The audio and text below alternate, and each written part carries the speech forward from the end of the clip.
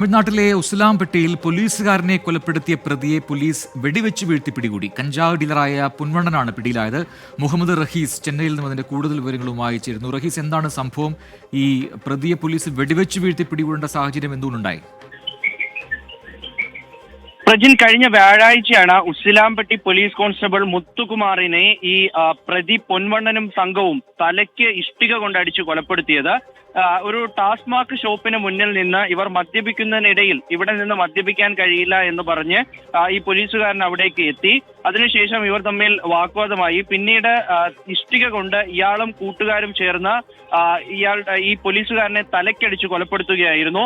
ഇതിന് പിന്നാലെ ഈ പൊൻവണ്ണനും സംഘവും ഇവിടെ നിന്ന് കടന്നു കളഞ്ഞു. അങ്ങനെ ഒരു പ്രത്യേക അന്വേഷണ സംഘത്തെയൊക്കെ രൂപീകരിച്ച് ഈ കേസിൽ അന്വേഷണം നടത്തിക്കൊണ്ടിരിക്കുകയും പ്രതികളെ തെരഞ്ഞുകൊണ്ടിരിക്കുകയും ചെയ്യുന്നതിനിടയിലാണ് ഇന്ന് കമ്പത്ത് വെച്ച് ഇവർ അവിടെ ഉണ്ട് എന്നുള്ളൊരു വിവരം കിട്ടി പോലീസ് സംഘം അവിടേക്ക് എത്തുന്നത്. ശേഷം കമ്പത്ത് പോയി ഈ പ്രതികളെ പിടികൂടുന്നതിനിടയിൽ പോലീസിനെ ഇവർ ആക്രമിക്കാൻ ശ്രമിച്ചു എന്നാണ് പോലീസിന്റെ ഭാഷ്യം.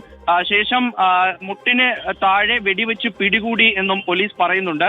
കഴിഞ്ഞ കുറച്ച് നാളുകളായി തമിഴ്നാട്ടിൽ പ്രധാനമായും ഇത്തരത്തിലാണ് പ്രതികളെ പിടികൂടുന്നത്. അതിനെതിരെയൊക്കെ വലിയ വിമർശനവും പ്രതിഷേധവും ഒക്കെ ഉയർന്നിരുന്നു.